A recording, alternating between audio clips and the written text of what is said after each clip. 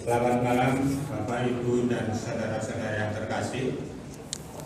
Majelis Jemaat DKI Kejayaan menyampaikan selamat datang dan selamat beribadah kepada semua warga jemaat yang hadir pada saat ini. Jika Bapak, Ibu, Saudara ada yang baru pertama kali hadir beribadah di DKI Kejayaan, kami menyambut dengan sukacita kehadiran Bapak, Ibu, Saudara dalam persekutuan kami. Jika Bapak, Ibu, Saudara memerlukan informasi lebih jauh mengenai kehidupan berjemaat di DKI Kejayaan, silakan menemui Majelis Jemaat di konsistori setelah ibadah. Sebelum ibadah dimulai, mari kita saksikan video warta ibadah berikut ini.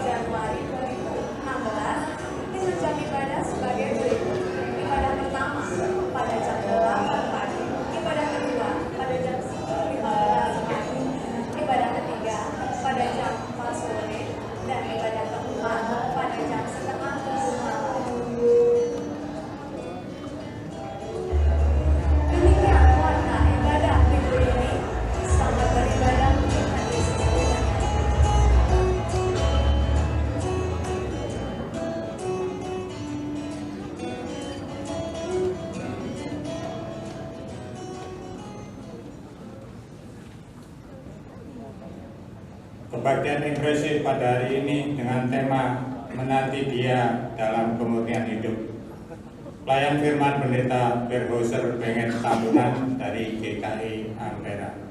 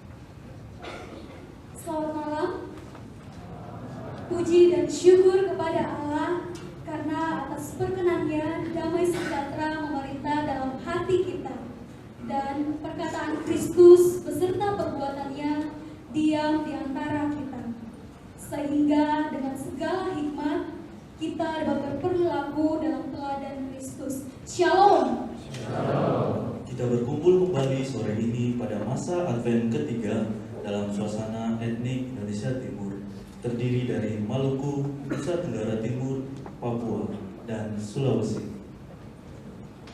Mari rekan sekerja Kristus berdiri. Kita saling memberi salam damai sejahtera dengan hati yang gembira. Salam bagi Anda.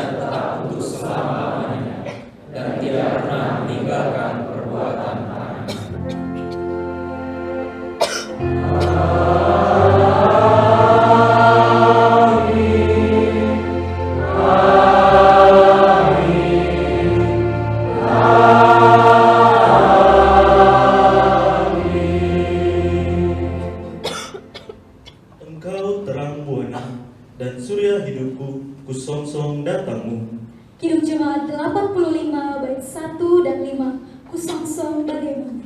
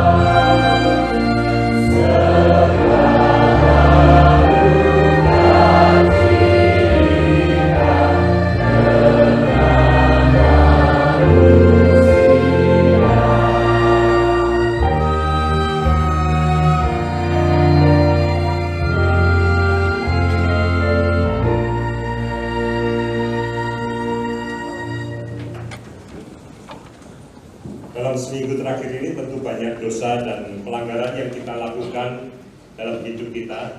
Karena itu mari sebelum kita lanjutkan ibadah ini kita berdoa mohon ampun atas dosa-dosa kita. Mari kita berdoa secara pribadi.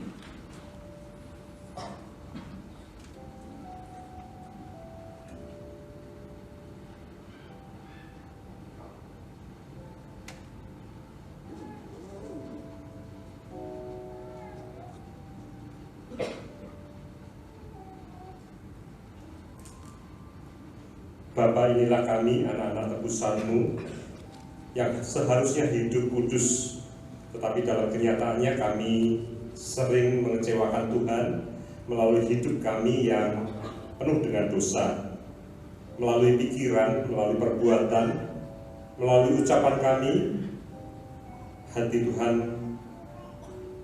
dikecewakan.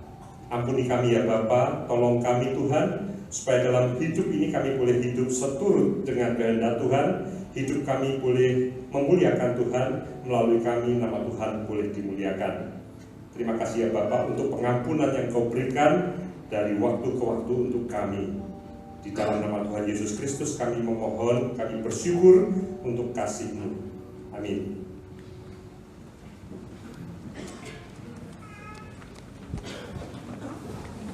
Setiap kita yang telah mengaku dosa di hadapan Tuhan, dengarkanlah berita anugerah yang dinyatakan bagi kita sekalian. Yesaya pasalnya yang 12 ayatnya yang pertama sampai dengan yang ketiga.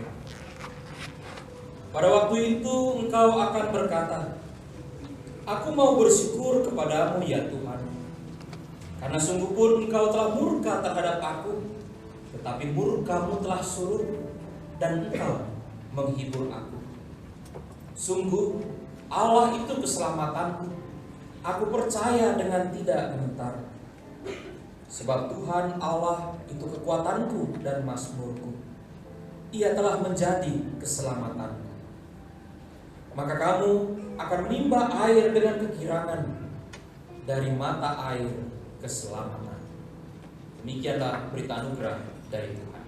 Syukur kepada Dia senantiasa berjalan besertaku, masa gelap dibuatnya terang ceria, Dia rela mati bagiku, sobatku Yesus. Nyanyikanlah Kidung Baru 201 bait 1 dan 2 di jalan hidupku. Hidup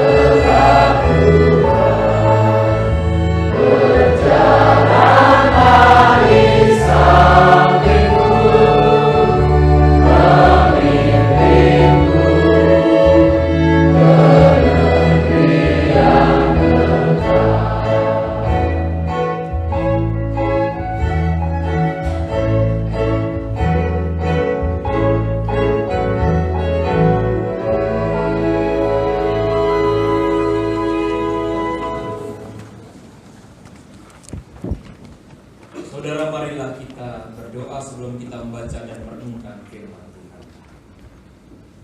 Kami bersyukur kepadamu ya Tuhan, karena Engkaulah keselamatan dalam hidup kami. Engkau menolong kami melewati pergumulan demi pergumulan, sehingga kami boleh keluar sebagai pemenang. Karena itu ya Bapa, kami datang dalam rumah-Mu yang kudus di sore hari ini, sebab kami menaruh percaya akan firman yang berasal daripada-Mu. Itulah kekuatan kami untuk menjalani hidup, sebagaimana kami adalah anak-anak-Mu. Kami serahkan hati kami dipimpin oleh Roh-Mu yang kudus. Berkata-katalah ya Tuhan kepada kami di dalam segala kesederhanaan, dan mampukanlah kami untuk mewujudkannya di tengah-tengah kehidupan kami. Pilihlah kami sekalian ya Bapa, sebab kami rindu untuk mendengar sabda-Mu. Demi Yesus Kristus Tuhan kami berdoa. Amin. Kitab Sefanya pasal 3 ayat 14 sampai dengan 20. Kitab Sefanya pasal 3 ayat 14 sampai dengan 20. Akan saya bacakan dalam bahasa Manado, Sulawesi Utara. Ayat 14. Basimorejo, hei wewene Sion, bakokok horejo, hei Israel, badonci, ing basanang-sanang jodeng segenap hati, hei wewene Yerusalem. Ayat 15. Tuhan so kasih jauh tu hukuman yang ada kasih jatuh pangoni, yang kasih mampus tu lawang. Tuang besar Israel, tu Tuhan ada de ngoni nggak usah takole deng tukatula. Ayat 16. Pas DP hari nanti ada mau bilang ke Yerusalem, nimbole tako hei Sion, nganape tangan nimbole lala deng loyo.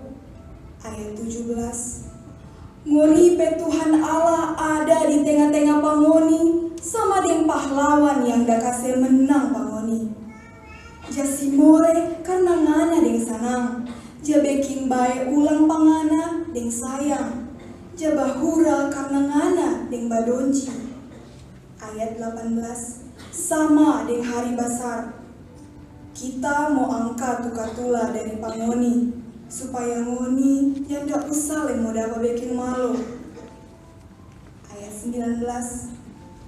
Kong pas betul pada pe oras itu kita mau mameleng tu ngoni pe penindas. Ratu yang kento kita mau kasih selamat, mau kumpul tu yang tafiaro, kong mau beking dorang yang dapat malo, jadi dapat puji dan jadi top di atas bumi. Ayat 20. DP oras itu kita mau antar ngoni babare.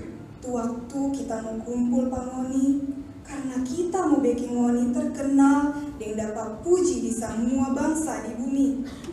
Yang bikin baik pangoni pe keadaan di mata pada orang. Firman Tuhan. Demikianlah sabda Tuhan. Syukur kepada Allah. Bernyanyi, bersoraklah, mari kita sambut Raja kita, Raja Damai. Kidung Jemaat 91 bait 1 dan 2, Putri Sion, nyanyilah. Yerusalem.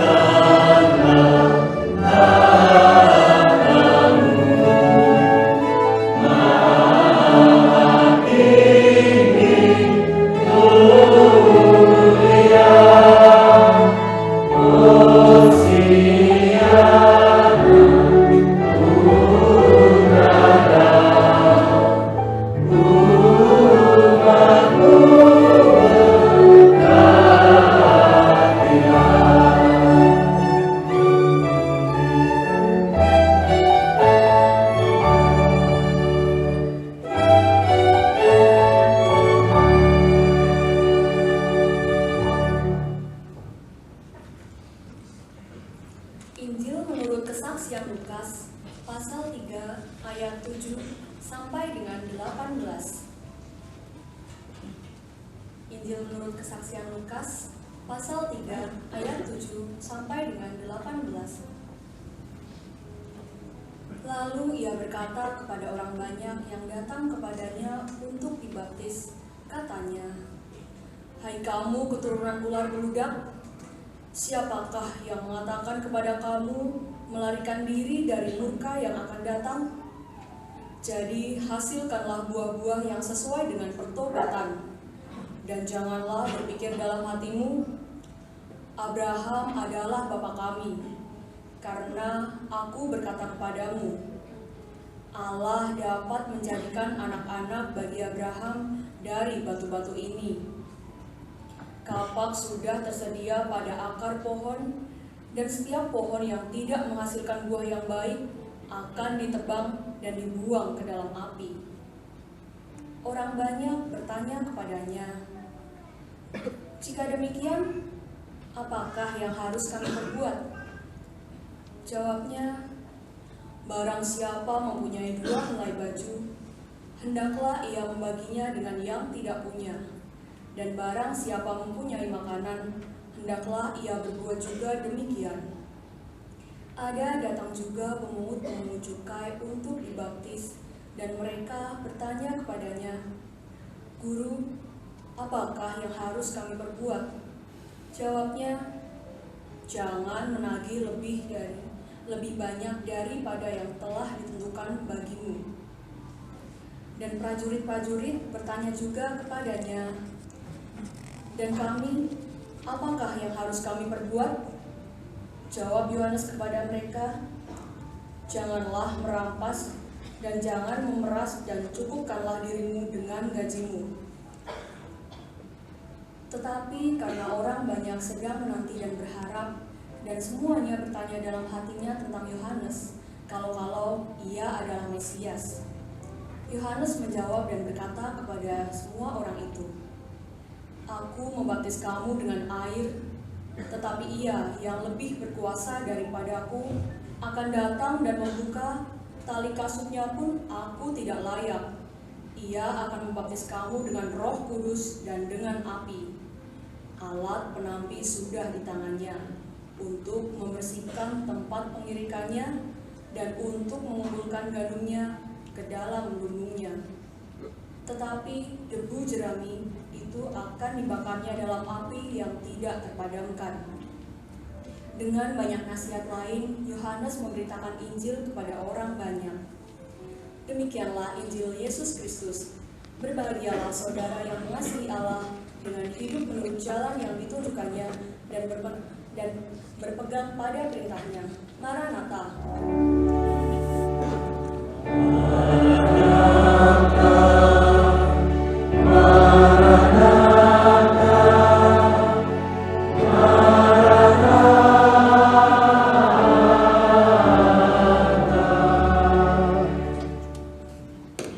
Bapak Ibu saudara-saudara yang dikasihi oleh Tuhan, siapakah dari kita yang mencintai atau menyukai keindahan? Barangkali ini pertanyaan yang klasik yang sering kali kita dengar. Tetapi Bapak Ibu saudara-saudara, hal yang ironis terjadi pada orang-orang yang mencintai keindahan adalah juga bagian dari yang merusak keindahan. 3 minggu yang lalu Indonesia punya kebun bunga Amaryllis yang tidak kalah hebatnya dengan negeri Belanda. Di Desa Salam, Kecamatan Patuk, Gunung Kidul, Yogyakarta. Boleh diperlihatkan slide-nya. Ditanam di sekitar rumah penduduk, tidak ada batas-batas, dan dilakukan di dalam kesukacitaan. Tapi Bapak Ibu saudara-saudara, ketika datang orang-orang yang mengaku mencintai keindahan, maka mereka justru hadir untuk merusak keindahan itu sendiri. Orang-orang kota dengan mental kampungan, selfie, tidur di atas bunga itu seperti di Taman Eden, jongkok persis seperti buang air di MCK. Dan dengan bangganya mereka mengupload keindahan foto mereka di tengah-tengah bunga yang sudah mati itu dalam media sosial. Dan Bapak Ibu Saudara-saudara, dalam waktu kurang dari 1 minggu musnahlah kebun bunga tersebut. Padahal bunga itu hanya bertahan dalam waktu 3 minggu dan hanya bisa berbunga 2 atau 3 kali setahun. Yang lebih ironis Bapak Ibu Saudara-saudara, ketika ada begitu banyak orang mengomentari foto-foto dari mereka yang menikmati keindahan, maka seorang di antaranya mengatakan, apa sih salah kami? Kami kan sudah bayar 5.000. Bayangkan antara orang yang mencintai keindahan dan bagian dari perusak keindahan itu seperti tidak ada lagi batasnya. Karena itu Bapak Ibu Saudara-saudara yang dikasihi oleh Tuhan, ketika dosa menjadi bagian dari kehidupan manusia bercampur dengan jati diri sejati manusia, maka seringkali kita mengalami kebingungan. Apakah yang kita lakukan ini baik? Apakah yang kita lakukan ini benar? Orang-orang tua kita yang sudah berusia lanjut seringkali masih menggumuli dosa di dalam kehidupannya, dosa di masa lalu. Apakah Tuhan mengampuni dosa saya? Padahal Bapak Ibu Saudara-saudara yang dikasihi oleh Tuhan, manusia sejatinya adalah makhluk rohani yang diciptakan Allah, dan kepadanya manusia diberikan roh Allah yang hidup. Dalam diri saudara dan saya, roh Allah yang hidup itu ada dan menghidupi kita. Tetapi ketika dosa merasuk dalam kehidupan manusia, dosa bercampur, maka menjadi manusia oplosanlah kita ini.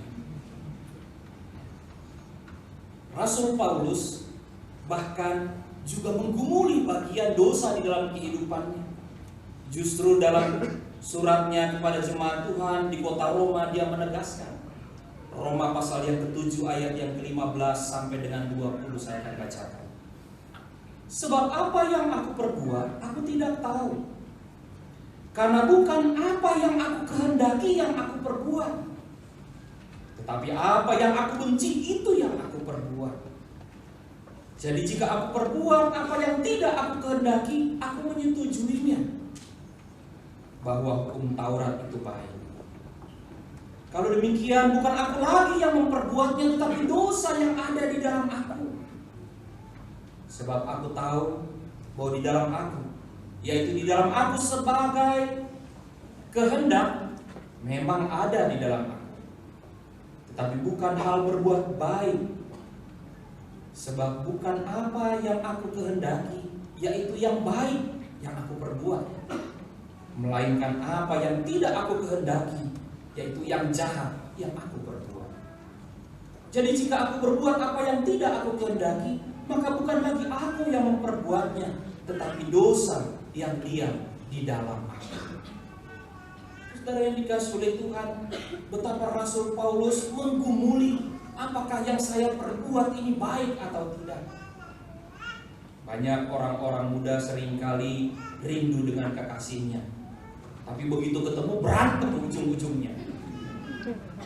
Pada titik itulah seringkali Tuhan bingung melihat manusia. Perbuatan dosa kita muncul dan terjadi secara sporadis. Di rumah Tuhan saat beribadah, duduk berduaan, rasanya damai sejahtera. Begitu pulang, keluar dari tempat ini, bisa bertengkar dalam waktu 1 minggu. Bapak Ibu Saudara-saudara yang dikasihi oleh Tuhan, hari ini ketika kita merayakan Minggu Advent yang ketiga, maka menjadi sangat luar biasa ketika Minggu Advent ini menjadi kesukacitaan. Sebab di dalamnya Bapak Ibu Saudara-saudara, pembacaan kita yang pertama ditegaskan bagaimana Nabi Zefanya mengungkapkan kepada kita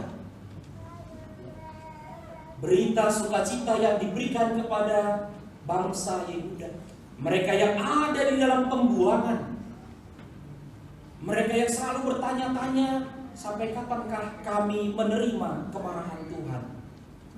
Sampai kapankah kami menderita Tuhan? Pertanyaan mereka yang selalu kita lanjutkan dalam kehidupan kita sampai sekarang.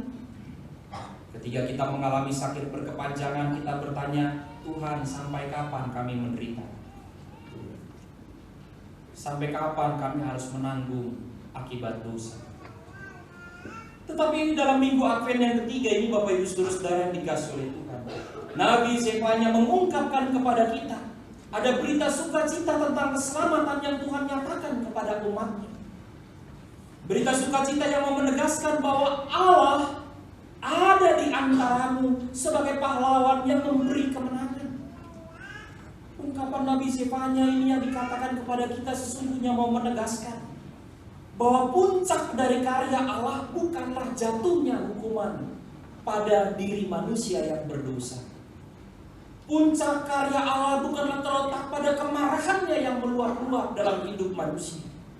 Tetapi puncak daripada karya Allah itu adalah kehendak Tuhan yang mau mengembalikan manusia kembali menjadi murni di dalam keberadaan hidupnya. Karena itu Bapak Ibu Saudara yang dikasihi oleh Tuhan, apa yang dinyatakan Tuhan sangat berbeda dengan keinginan kita. Kalau ada orang salah, kita mau orang itu dihukum, dan sampai disitulah puncak keinginan kita. Kita nggak peduli setelah dia menjalani hukuman, apakah dia sehat, apakah dia menderita. Yang penting dia kena batunya, yang penting dia menjalani hukumannya. Tapi sekali lagi, Tuhan justru mengungkapkan kepada umatnya, yang kukehendaki bukanlah kematian orang fasik, melainkan pertobatan mereka dari segala dosa-dosa. Bapak Ibu Saudara yang dikasihi oleh Tuhan, pembacaan kita yang kedua, Yohanes Pembaptis justru secara cerdas mempergunakan filosofi tentang ular yang digambarkan sebagai keberdosaan manusia yang bisa ditularkan, yang bisa mematikan. Karena itu kalimat yang ia pilih, hai kamu keturunan ular beludak, diangkat dari bagaimana seekor ular membunuh mangsanya. Bukan ditelan hidup-hidup, bukan digigit sekecang-kecangnya, tetapi ular itu akan mematuk. Dia akan menularkan bisanya kepada mangsanya dan membiarkan mangsanya itu mati perlahan-lahan. Dan inilah juga yang terjadi dalam kehidupan manusia yang berdosa. Kita ini sebetulnya sedang ada dalam kondisi hidup yang sekarat. Dosa yang kita tularkan, dosa yang menjalar dalam kehidupan orang-orang lain, itu membuat orang-orang tersebut mati di dalam segala kesengsaraan. Karena itu orang yang sudah tercebur di dalam penggunaan narkoba tidak akan mungkin lepas dari persoalan. Orang yang terbelenggu di dalam perilaku seksual akan menjerat dirinya. Orang yang terhisap dalam keinginan memuaskan diri dengan minum-minuman keras akan selalu menyeret dirinya untuk mati binasa. Dengan kata lain, Bapak Ibu Saudara, secara sederhana saya mau menegaskan, kalau mau berdosa jangan ngajak-ngajak orang. Hari ini kita mengajak teman kita, tapi sebentar malam kita yang memulai, kita bisa bertobat. Belum tentu teman kita sampai besok mau bertobat. Kita menularkan kematian, kita menularkan bisa dari dosa yang mematikan itu. Karena itu bagi setiap orang yang menularkan keberdosaannya kepada orang lain, kitalah keturunan ular beludak. Bapak Ibu Saudara-saudara yang dikasihi oleh Tuhan, oleh sebab itu panggilan Tuhan akan pertobatan manusia menjadi sebuah panggilan yang akan kembali memurnikan hidup manusia. Panggilan Tuhan akan pertobatan manusia itu bisa seumpama handphone yang berdering dan kita bergumul apakah kita mau menerimanya atau tidak. Banyak orang-orang muda kalau sudah dihubungi oleh orang tuanya bergumul dengan keras mau jawab atau tidak. Ketika memandang orang tuanya hanya sebagai pengganggu, cerewet, maka kita akan menolak panggilan itu. Hal yang sama Bapak Ibu Saudara-saudara yang dikasihi oleh Tuhan. Seringkali panggilan pertobatan membuat kita marah. Panggilan pertobatan membuat kita tersinggung. Panggilan pertobatan menjadikan kita bermusuhan dengan orang lain.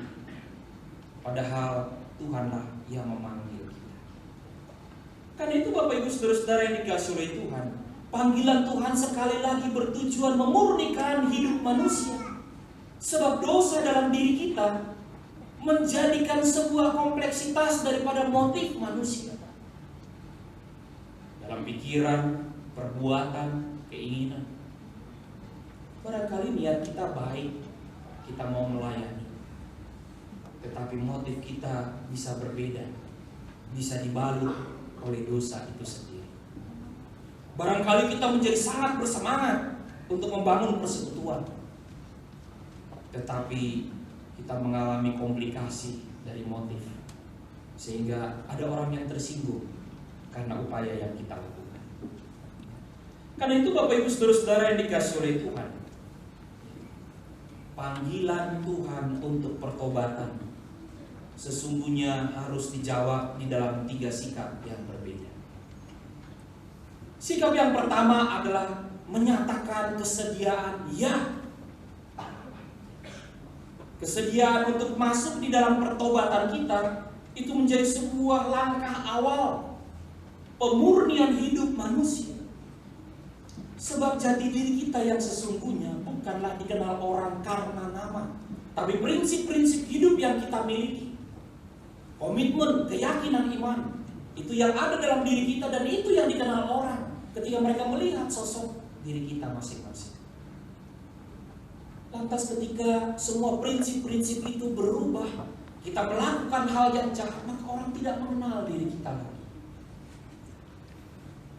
Karena itu Bapak Ibu Saudara-saudara yang dikasihi oleh Tuhan, menjawab panggilan Tuhan adalah bagian dari proses pemurnian diri kita pada saat itu. Hal yang kedua Bapak Ibu Saudara-saudara yang dikasihi oleh Tuhan, pertobatan itu bukan cuma sekedar menjawab ya, saya bersedia, tetapi sebuah sikap berputar haluan, berbalik arah. Karena itu Bapak Ibu Saudara menjadi persoalan bagi banyak orang percaya. Ketika kita datang dalam rumah Tuhan mengaku dosa setiap minggu. Saya bersyukur semenjak tadi pagi, doa pengakuan dosa itu diberikan kesempatan bagi kita masing-masing untuk mengatakan. Di tempat lain doa pengakuan dosa itu selalu dipimpin oleh pendeta yang sangat kusuk, yang sangat serius berdoa, itu ya pemimpinnya.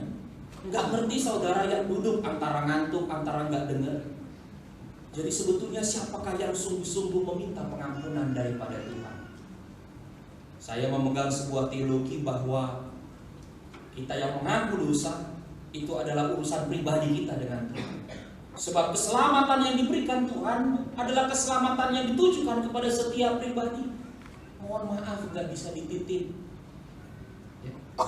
Jadi kalau ada temennya yang hari ini diajak ke gereja lalu bilang, bro titip berkat ya sama pendeta, nggak laku. Bapak Ibu Saudara yang dikasihi oleh Tuhan, ketika orang berputar haluan, maka ini menjadi bagian penentu dalam kehidupannya. Bahwa ia bukan saja menjawab ya, tetapi ia mulai membuktikan perubahan kehidupannya. Saya mau mengajak kita untuk melihat sebuah kemacetan terbesar di dunia. Kemacetan yang terjadi di tahun 2010 terjadi di China. Hanya 100 km, tapi terjadi selama 12 hari.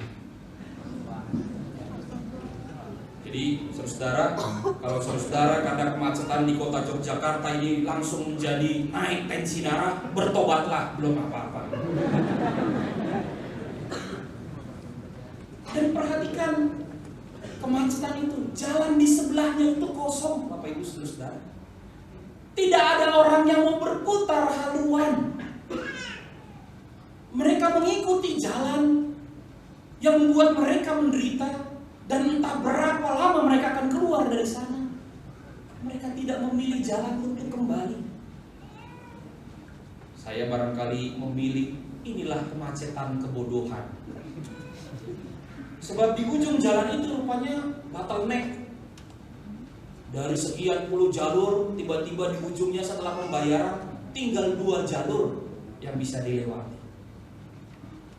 Dan Bapak Ibu Saudara-saudara, seperti itu juga orang di dalam dosanya. Kita tidak tahu yang kita jalani, kita mengalami kemandekan hidup, tetapi terus kita tunggu. Kita sangat menikmatinya. Bapak Ibu Saudara-saudara yang dikasihi oleh Tuhan, saya ingat ada seorang perwira polisi, perwira tinggi polisi yang saat ini sudah menjalani masa pensiunnya. 3 bulan sebelum ia menjalani masa pensiun, ia menangani sebuah kasus korupsi. Ia menangkap seseorang. Lalu hari itu pengacaranya datang dan meminta kepada perwira ini, "Pak, tolong tanda tangani sebuah surat supaya klien saya boleh berobat ke Singapura.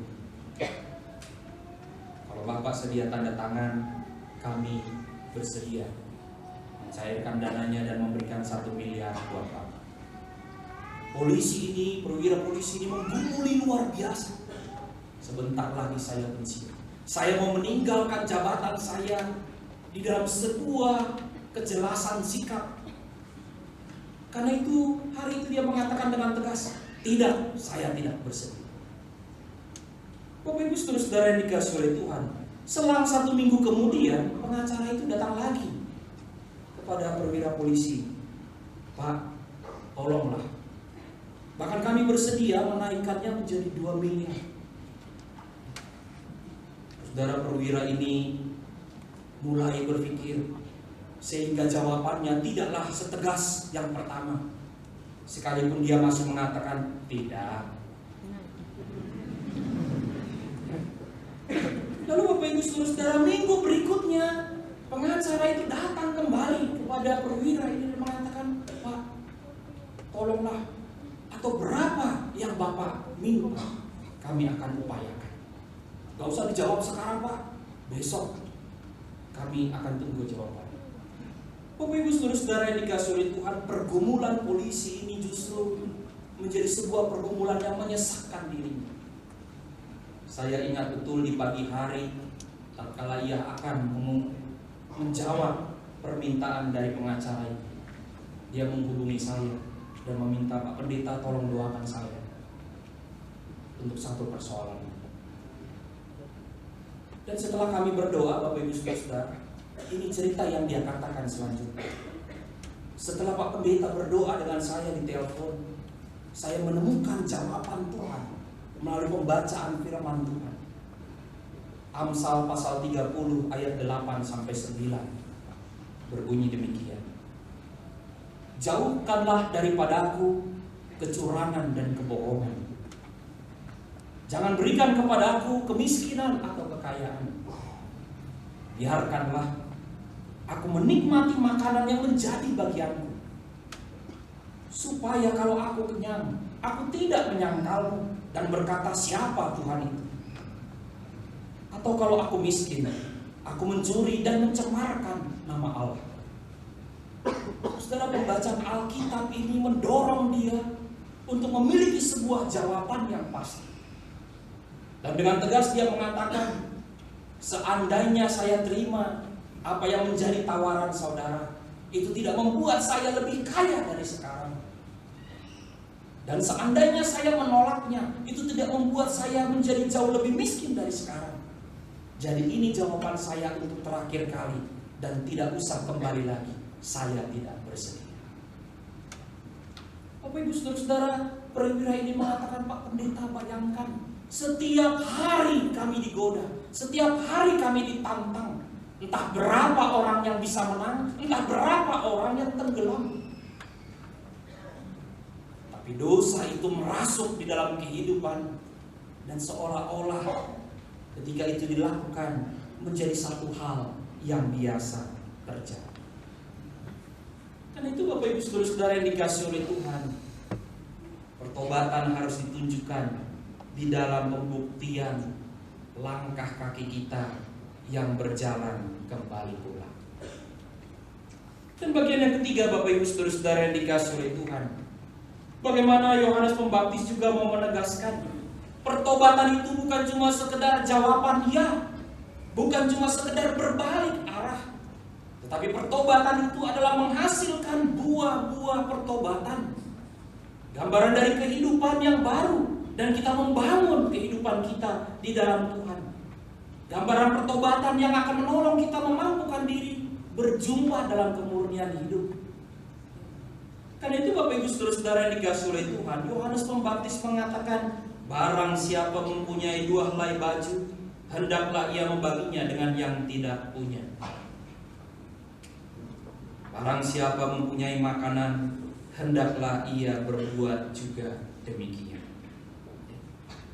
Buah pertobatan kita harus menunjukkan sikap berbagi kepada sesama manusia yang membutuhkan. Bahkan ketika Yohanes Pembaptis mengungkapkan, jangan menagih lebih banyak daripada yang telah ditentukan bagimu, maka buah pertobatan itu akan menjumpai diri kita untuk merasa cukup dan berani mengatakan cukup, serta tidak merasa berhak mengambil apa yang menjadi hak orang lain. Bahkan ketika Yohanes Pembaptis mengatakan, jangan merampas dan jangan memeras, cukupkanlah dirimu sendiri dengan gaji. Ia mau menegaskan sebuah sikap bahwa kemurnian hidup manusia adalah bersikap tidak rakus, dengan memanfaatkan kekuatan diri untuk mengambil keuntungan sebanyak-banyaknya atas orang lain. Karena itu Bapak Ibu Saudara-saudara yang dikasihi oleh Tuhan, pertobatan kita akan menolong kita menemukan kemurnian diri kita yang sesungguhnya. Kita ini diciptakan oleh Allah dalam keadaan yang baik, dan tujuan kehidupan kita dikaryakan Tuhan di dalam sebuah rangkaian damai sejahtera Tuhan. Karena itu Bapak Ibu Saudara-saudara yang dikasihi oleh Tuhan, jangan tinggal berlama-lama di dalam dosa yang meracuni kehidupan kita masing-masing. Untuk menutup renungan firman Tuhan pada hari ini, saya mau bercerita bagaimana Tuhan memurnikan kami. 6 tahun yang lalu kami harus terkejut ketika dokter mengatakan bahwa istri saya harus mengalami gagal ginjal. Kami sempat berobat ke Penang selama 4 tahun, dan itu sebuah perjalanan. Ketika dokter mengatakan, Bu, ibu tidak boleh lagi bekerja. Istri saya yang seorang pendeta dan juga seorang guru taman kanak-kanak merasa bagian dari harkat dirinya terlepas. Apa yang saya lakukan? Saya tidak menjadi seperti manusia sebagaimana Tuhan menciptakannya sedia kala. Bahkan Bapak Ibu Saudara-saudara, kurang lebih 2 tahun dia harus menjalani cuci darah pada akhirnya. Dokter mengatakan, Ibu tidak boleh lagi makan makanan yang sudah dikemas, yang sudah diproduksi secara massal, karena itu akan memberatkan beban ginjal. Tapi Bapak Ibu Saudara-saudara yang dikasihi oleh Tuhan, pada satu hari ketika saya meyakinkan istri saya sudah tertidur lelap, maka saya pergi ke ruang bawah dan memasak makanan kesukaan saya, Indomie. Dan dia terbangun mencium aromanya. Dia berteriak, masak apa? Makannya di kamar aja. Saya justru merasa ini ada yang salah, tapi saya menghendakinya juga. Ketika masuk kamar saya bilang, ingat ya, dokter bilang tidak boleh. Tapi saya pegang di sebuah mangkok yang panas. Gak apa-apa, makan di sini aja, aku cuma cium-cium aja baunya. Bapak Ibu Saudara-saudara, 2-3 suap, dia mulai berkata, bagilah sedikit, enak banget. Saya tahu itu racun bagi dirinya, tapi ketika saya tidak membaginya, sakit gitu ya. Masa istri minta aja gak dikasih gitu ya. Dan hari ini Bapak Ibu Saudara-saudara, saya mesti mengaku dosa. Saya melakukannya. Tetapi tahun ini kami boleh bersyukur ketika dokter menawarkan sebuah proses transplantasi ginjal. Sekalipun tahapannya sangatlah membawa kami kepada pergumulan tentang harga diri. Ketika dokter mengatakan, "Bu, saya menawarkan transplantasi bagi ibu karena ibu masih muda, masa hidup masih bisa panjang. Karena itu silakan cari donor yang berasal dari saudara atau keluarga besar." Bapak Ibu saudara yang dikasihi oleh Tuhan, 6 bulan lamanya kami menunggu ketika kami sudah menyampaikan kepada keluarga. Bahkan istri saya pun sampai merasa tidak lagi berarti. Dia mengatakan, katanya mereka sayang, katanya aku ini anaknya, tapi mengapa tidak ada seorang pun yang tergerak untuk memberi? Karena itu Bapak Ibu saudara, operasi transplantasi ginjal dilakukan pada bulan Mei yang lalu dan saya menjadi donornya.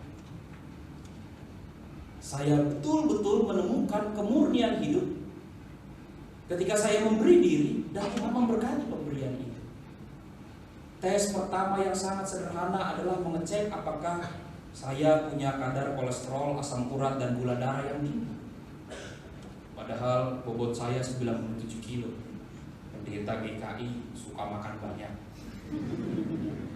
Tapi tes pertama itu tidak ada angka yang melebihi rata-rata. Dalam hati saya ketawa juga, masa sih? Tetapi ini juga menjadi sebuah pemahaman bagi saya bahwa nampaknya memang Tuhan mengizinkan harus saya memang yang menjadi donor bagi istri saya. Karena itu Bapak Ibu saudara, ketika operasi itu dijalankan dan sudah berhasil baik, 1 bulan yang lalu istri saya boleh kembali keluar dari ruang isolasi selama 6 bulan. Maka ia merasakan bagaimana pertolongan Tuhan boleh dinyatakan dalam kehidupannya. Sekalipun kami harus menghadapi apa yang menjadi nasihat dokter, yang pertama dia harus makan obat seumur hidup. Sebab saya hitungannya tetap orang lain, bukanlah saudara. Sekalipun kecocokan kami mencapai 80%. Padahal kalau itu dapat dari saudaranya, dia hanya punya waktu 5 tahun makan obat. Setelah itu dia bisa lepas dari itu. Yang kedua, dokter mengatakan Bapak Ibu harus berubah pola hidup. Dan yang ketiga, ini yang membuat dia menjadi sangat terpanjang. Ibu tidak boleh stres. Bagaimana dok? Ini hidup. Bagaimana mungkin kami tidak stres? Tapi dokter itu justru memberikan sebuah pemahaman. Belajarlah untuk mengalah.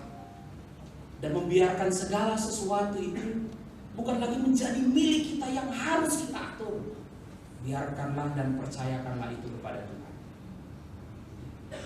Bapak Ibu saudara yang dikasihi oleh Tuhan, sebelum saya berangkat ke tempat ini, saya mengatakan kepada istri saya, bersyukur bukan saudaramu yang menjadi donor.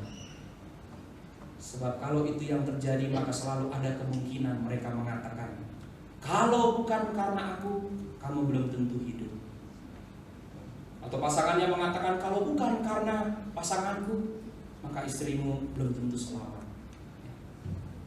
Di situ saya belajar Bapak Ibu saudara, banyak orang memberi diri pada awalnya baik, mau menyatakan kasih kepada sesamanya, tetapi pada bagian yang lain, ketika ia mengalami complicated daripada motivasinya, maka ia bisa mengangkat dirinya lebih tinggi daripada Tuhan. Karena itu Bapak Ibu saudara yang dikasihi oleh Tuhan, ketika kita menjadi sepasang suami istri, maka kini saatnya kita kembali kepada kemurnian hidup. Adalah baik kalau seorang istri mulai mengatakan kepada suaminya, sudahlah Pak, makannya nggak usah terlalu banyak, supaya kita sama-sama sehat. Seorang suami bisa berkata kepada istrinya, sudahlah Pak, nggak usah terlalu stres. Kita jalani hidup ini dalam kegembiraan. Bahkan kembali lagi pada pertanyaan saya yang pertama, apakah saudara mencintai keindahan? Kalau saudara mencintai keindahan, melihat bunga yang begitu indah, Jangan pernah petik bunga itu untuk dimiliki seorang diri. Keindahan tidak pernah bisa dimiliki. Dia ada dan diberikan Tuhan bagi semua orang untuk dinikmati. Bagi saudara orang-orang muda, ketika saudara melihat begitu banyak keindahan di sekitar saudara, jangan pernah katakan kepada semua perempuan cantik tentang cinta saudara. Pilih salah satu, menikahlah dan hiduplah berbahagia. Sebab ketika Tuhan memanggil kita dalam pertobatan, Tuhan merancangkan hidup manusia itu dalam damai sejahtera, bukan dalam penderitaan selama-lamanya. Amin. Mari kita bersatu.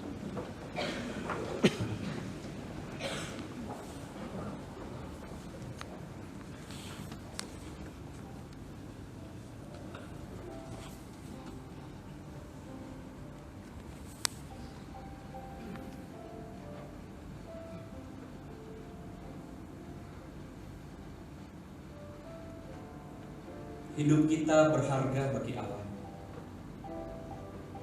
sebab Ia menciptakan kita begitu sangat baik. Ia menyukai manusia dalam kemurnian hidupnya, berkarya, mengasihi, dan ada dalam damai sejahtera. Tapi Tuhan bergumul ketika manusia mencintai dosa, tenggelam dan terhisap, terpaku, bahkan pada akhirnya mati karena dosa.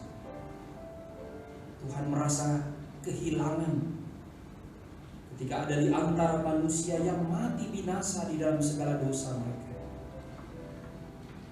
Karena itu Ia memberikan putra tunggalnya, yang pertama-tama datang bukan mau menghakimi hidup manusia dari dosa, tetapi menyelamatkan kita, merangkul kita, memberi kabar kesukaan. Hari ini saudara, Tuhan memanggil kita memasuki pertobatan-pertobatan kita.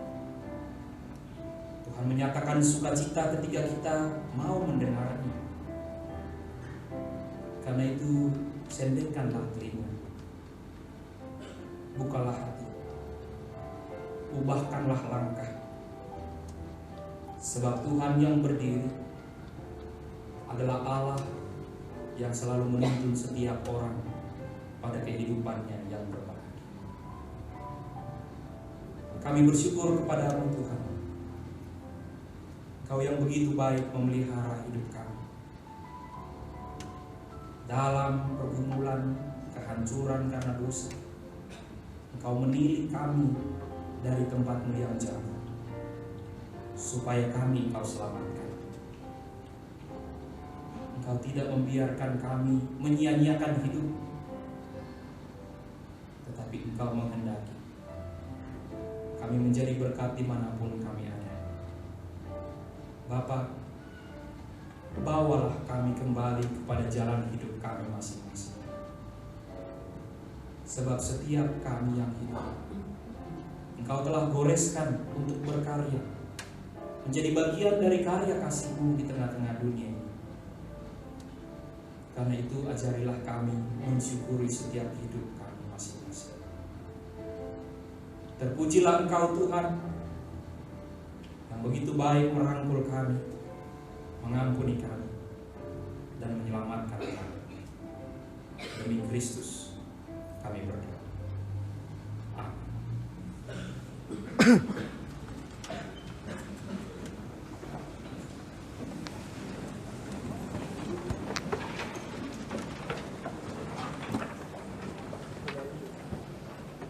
Mari jemaat Tuhan, kita bersama-sama memperbarui iman percaya kita demikian. Aku percaya kepada Allah, Bapa yang Maha Kuasa, Khalik langit dan bumi, dan kepada Yesus Kristus, Anaknya yang tunggal Tuhan kita, yang dikandung dari Roh Kudus, lahir dari anak darah Maria, yang menderita sengsara di bawah pemerintahan Pontius Pilatus, disalibkan, mati dan dikuburkan, turun ke dalam kerajaan maut. Pada hari yang ketiga, bangkit pula dari antara orang mati, naik ke surga, duduk di sebelah kanan Allah, Bapa yang Maha Kuasa. Dan dari sana Ia akan datang untuk menghakimi orang yang hidup dan yang mati. Aku percaya kepada Roh Kudus, gereja yang kudus dan persekutuan orang kudus, pengampunan dosa, kebangkitan orang mati, dan hidup yang kekal. Amin. Silakan. Kita akan masuk dalam doa syafaat. Saya memberikan kesempatan kepada Bapak Ibu Saudara untuk saling bertanya pokok doa apa kepada kanan dan kirinya yang akan kita sama-sama naikkan dalam doa. Mau doain apa, Mas? Apa? Tugas akhir. Tugas akhir. Ya. Saya sama kesehatan. Kesehatan. Orang tua? Saya sama juga kuliah, orang tua sama kesehatan. Mas siapa namanya? Daniel. Mas Daniel. Mas Giri.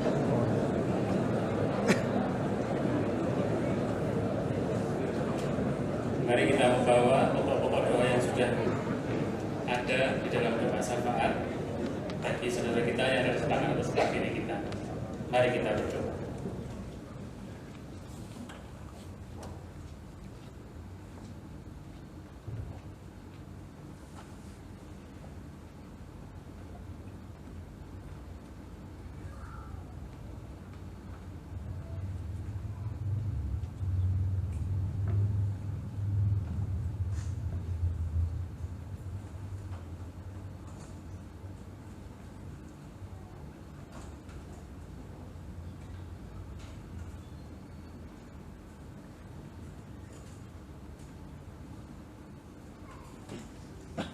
Kami mengucap syukur ya Tuhan untuk pelaksanaan pilkada yang boleh berjalan dengan baik, yang kami boleh melihat bagaimana campur tangan Tuhan di dalam proses pilkada ini sehingga semuanya boleh sesuai dengan rencana dan yang kami persiapkan.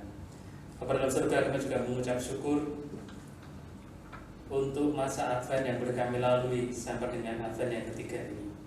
Kami mendoakan untuk persiapan masa Advent yang keempat pada tanggal 19 dan 20 Desember yang akan datang. Kami mendoakan untuk persiapan dari tim etnis Jawa Tuhan yang akan menjalankan untuk Advent yang keempat pada minggu yang akan datang. Begitu juga Tuhan, kami mendoakan untuk persiapan ibadah malam Natal, malam Tahun Baru, dan tanggal 1 Januari yang akan datang. Berkati seluruh persiapan yang ada, berkati acara yang sudah disusun, seluruh yang terlibat, begitu juga dengan jemaat Tuhan untuk mempersiapkan diri, menyambut, memeriahkan Natal yang akan datang. Bapa dalam surga, kami juga mendoakan jemaat Tuhan yang sedang sakit. Kiranya Tuhan merawat, Tuhan yang menolong dan memberkati, sehingga boleh sembuhkan kembali Tuhan. Kami juga menyerahkan Tuhan kehidupan gereja kami, pergumulan kami masing-masing yang kami hadapi saat ini, yang kami bawa di dalam doa syafaat kali ini. Kami menyerahkan Tuhan seluruhnya dalam tangan kuasa-Mu. Jadilah kehendak-Mu Tuhan di atas kehendak kami. Di dalam nama Tuhan Yesus, kami sudah berdoa dan mengucap syukur. Amin. Pada saat ini kita akan bersama-sama mengumpulkan persembahan. Seperti biasa kita sudah persiapkan 2 amplop merah dan hitam yang akan kita sama-sama masukkan di dalam kantong kolektor mingguan. Kita akan mendasarkan persembahan kita pada malam hari ini. Kita akan membaca dari Yesaya 12 ayat 2 sampai dengan 4. Mari kita baca bersama-sama.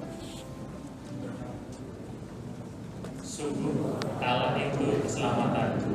Aku percaya dengan tidak gemetar, sebab Tuhan Allah itu kekuatanku dan maksudku. Ia telah menjadi keselamatan. Kamu akan menimba air dengan kegirangan dari mata air keselamatan. Pada waktu itu kamu akan berkata, bersyukurlah kepada Tuhan, panggillah namanya, beritahukanlah perbuatannya di antara bangsa-bangsa, maksudkanlah bahwa namanya tinggi.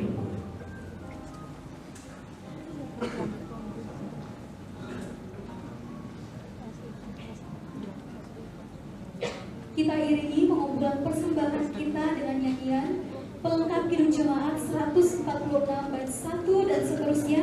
Bawa persembahan.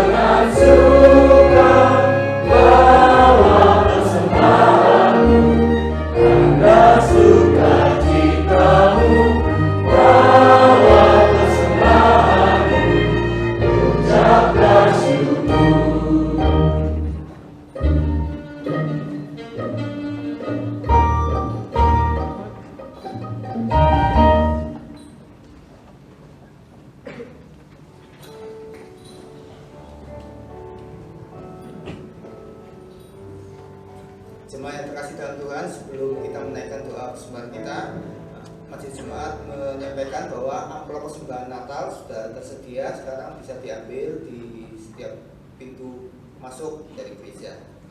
Sekarang mari kita naikkan doa persembahan kita, mari kita bersatu di dalam doa. Bapa di surga, Bapa sungguh bersegala berkat, saat ini ya Tuhan kami datang di hadapan-Mu dengan penuh sukacita dan rasa syukur, dengan membawa persembahan kami. Tuhan, kami bersyukur untuk firman Tuhan hari ini yang boleh kami nikmati, boleh menjadi berkat, yang boleh mengajar kami ya Tuhan. Tuhan, kami juga bersyukur untuk segala berkat, penyertaan, pemeliharaan, dan pertolongan Tuhan yang boleh senantiasa kami rasakan di dalam kehidupan kami. Kami juga bersyukur ya Tuhan untuk suka maupun duka yang Tuhan izinkan terjadi di dalam kehidupan kami, yang boleh membangun hidup kami ya Tuhan. Tuhan, inilah persembahan kami, putuskanlah dan berkati agar boleh menjadi persembahan yang harum di hadapan Tuhan dan boleh dipakai untuk ambil bagian dari dalam pekerjaan Tuhan melalui jemaat-Mu di tempat ini. Tuhan, inilah persembahan kami mempersembahkannya di dalam nama Tuhan kami, Yesus Kristus. Amin.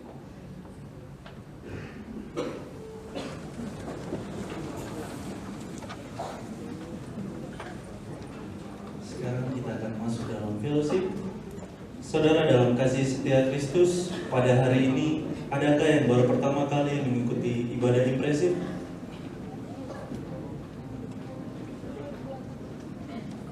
Bila ada, dimohon berdiri di ruang Galilea atau di ruang rumah.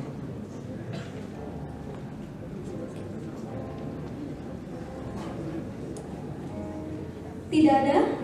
Baiklah, sekarang yang berulang tahun kelahiran dalam seminggu ini, Bapak, Ibu, Saudara-saudari, adakah? Mohon berdiri sejenak.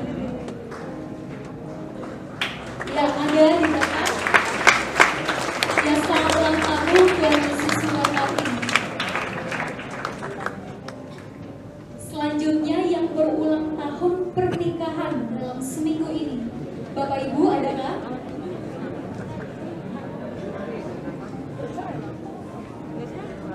Tidak ada? Baiklah, saya undang kembali yang berulang tahun untuk berdiri.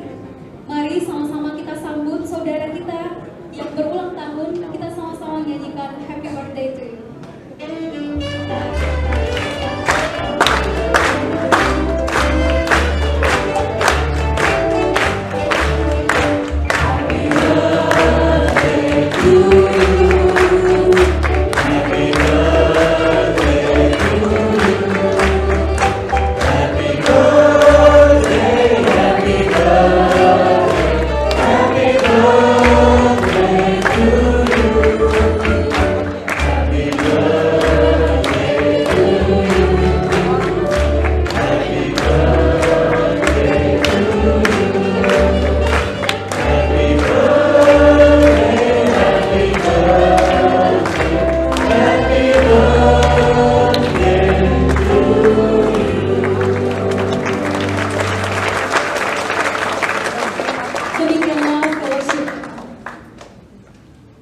Dengan berdiri, kita akhiri ibadah kali ini.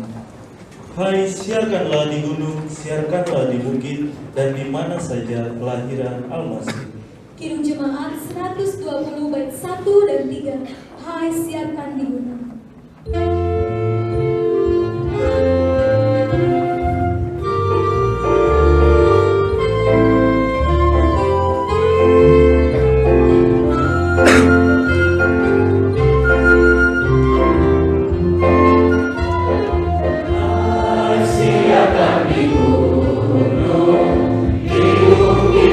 Di mana jua, siapa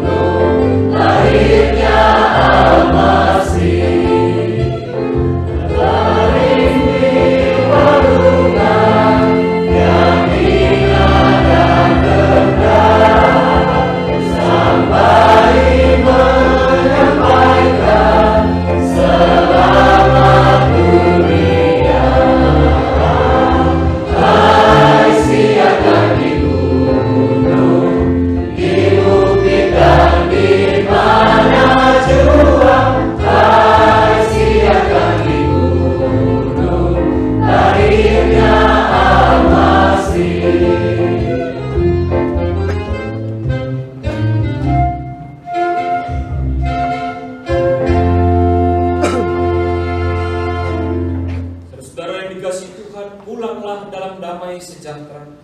Jadilah saksinya dimanapun saudara berada. Angkatlah hati kita dan terimalah berkat Tuhan. Tuhan memberkati saudara dan melindungi saudara. Tuhan menyinari saudara dengan wajah-Nya dan memberi saudara kasih karunia. Tuhan menghadapkan wajah-Nya kepada saudara dan memberi saudara sekalian damai sejahtera.